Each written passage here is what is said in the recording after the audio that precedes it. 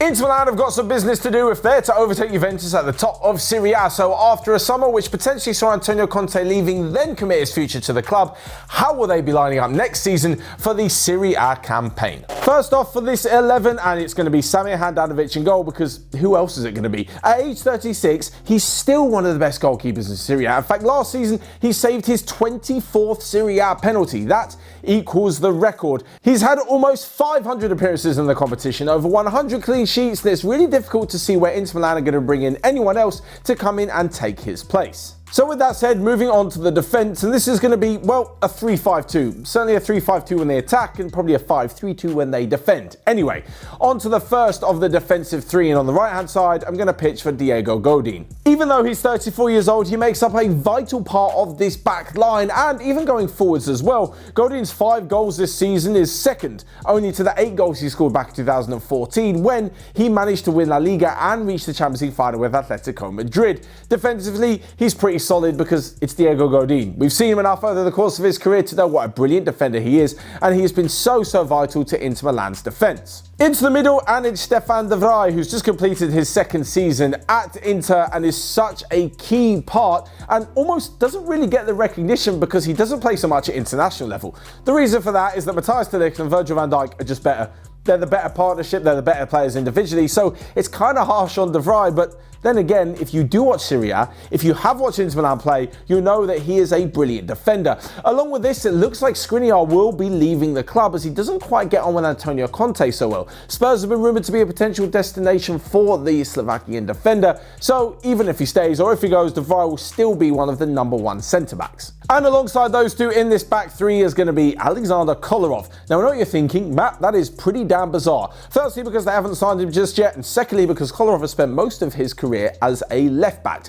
Of course, we've seen him as a flying left-back, a marauding left-back with brilliant set pieces, but in the current Antonio Conte system and a few other systems around European football, we're starting to see fullbacks converted into the side of a central back three. This is because they've got the defensive abilities, but they've also got the knowledge of how to go forward and turn things into a back four, or just potentially cover all of that left-hand side of a back three. I mean, Nacho Monreal was doing it at Arsenal, and now, even so, Kieran Tierney does it. Elsewhere, and Lucas Piszczek and Marcel Schmelzer were doing it at Dortmund. It seems to be more of a common thing to see. And with Antonio Conte, we know that he buys specific players for specific positions. If he manages to bring in Kolarov, there's no doubt that he'll be playing at left centre-back. That is because moving slightly further forward, and Ashley Young is there. Somehow, he came in from Manchester United and looks to be an even better player. He has filled in that role perfectly, and as I mentioned before, with Conte, it is about getting the right players in the right positions. He doesn't care about fitting in potentially good players into quite awkward spots into the squad. He just wants the right guys to do the right job and win football matches. We've always seen that Conte prefers some experienced players. With Ashley Young, he definitely gets a hell of a lot of experience. He does have just this season left on his contract, but at the moment, it looks like the only real rival for that left wing-back spot, apart from a few others like D'Ambrosio, who can play along the back three or back five, is Achraf Hakimi. Now, of course, that man is the new signing for 40 million euros at Inter Milan, but he will be filling in the right wing-back role. Although if Antonio Conte's previous signings and putting them into the starting 11 history is anything to go by, he probably will start Hakimi on the bench for the first few games. Anyway, throughout the rest of the season, you can definitely see the flying right back up and down that wing. We've seen what he can do at Dortmund going forward. Defensively, not the strongest, but that's probably why they've got a back three behind him. And yeah, I just think he'll actually turn out to be one of the best signings in Europe this season. Along with this in defence, there's also Ranocchia, doesn't play too much, Bastoni, who's a good squad player, and Quadra Asamoah as well, but I just don't think any of them have really got the quality to break into that back three/back five. Next up, and whilst the likes of Vecino and Gagliardini are good squad players and can fill in where need be for Inter Milan, no one comes close to the quality that Nico Barella has. The 23-year-old signed on loan last summer, and it was made permanent this summer with a 4-year contract, and really, he's got some insane ability, probably the best central midfielder that Inter Milan have. Italian newspaper La Gazzetta dello Sport has compared him often to Steven Gerrard, with a player who's got good technique, stamina, physical strength, and despite the fact he's quite short, he's also got the ability to win the ball and then not only break down the possession, but get the move going as well. The 23-year-old has literally just gone from strength to strength since he joined, and you can expect him to have an even bigger role this season, especially as Inter Milan will not be signing the likes of Sandro Tonali. Alongside him though, and that's where things get a little bit complicated. So the recent line from Inter Milan is that they will not be signing N'Golo Kante. They haven't had talks with Chelsea about bringing in the French midfielder. This means that Marcelo Brozovic is the one who's going to be stepping into that central midfield role alongside Barella. I say stepping in, he's been doing it brilliantly for the last season. The thing is that there have been rumours that he doesn't quite get along with Antonio Conte and he actually wants to leave the club. So there have been a few rumours that Bayern Munich could be the ones to buy him once they sell Thiago to Liverpool. The thing is, as I mentioned before, if they're not going to sign Kante, then, well, they haven't really got, let's say, the backup to go ahead and lose a player such as Brozovic. It seems to be the only way they will lose Brozovic is if they then go and buy Kante instead. But alongside, or so as I say, just in front of them, could be another new name.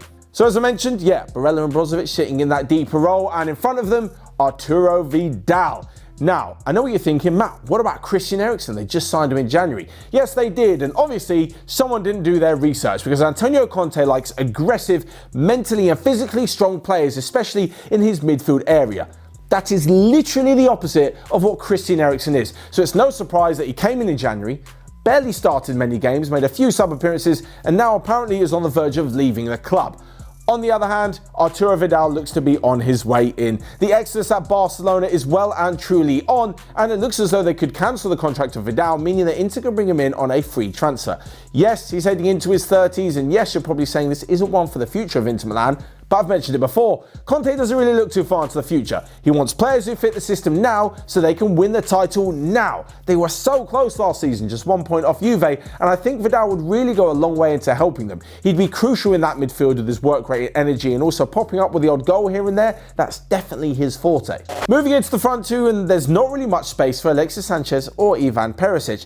It's quite an odd thing because they've got this system, right, which doesn't suit those two players, as they're definitely wide attacking midfielders. First off, Perisic may be leaving the club if Bayern want to buy him after a successful loan spell there last season. And with Alexis Sanchez, they bought him in from Manchester United, and he's going to have to be a striker or that number 10 role.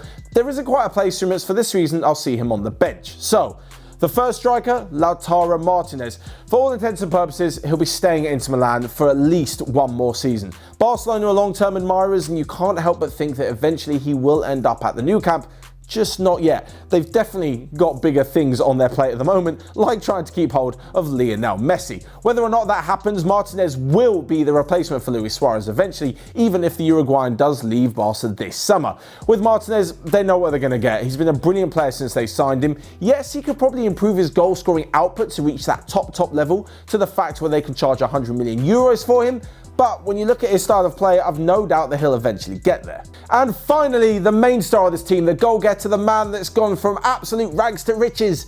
I say that, it just kind of meant that he was pretty bad in his last season at United, and Inter Milan and Antonio Conte have turned him into a beast. That is Romelu Lukaku. 34 goals in all competitions in his first campaign for the club matches the record of Brazilian Ronaldo. That is how insane Lukaku was this season. 11 in the Europa League, 23 in Serie A, and you can expect that anything good that Inter Milan do next season will have him at the forefront. In fact, he was the player with the most starts outfield out of the whole Inter Milan squad last season. So there you have it, Antonio Conte's potential starting 11 for the campaign next year. But what do you guys think? Would you have any other players in there? Who would you sign? Who would you let go out of this Inter Milan squad? As always, let me know your thoughts in the comment section down below. Smash the like button and click here or here to check out all of the other videos we've got going on Onefootball. But until next time, I'll see you guys later.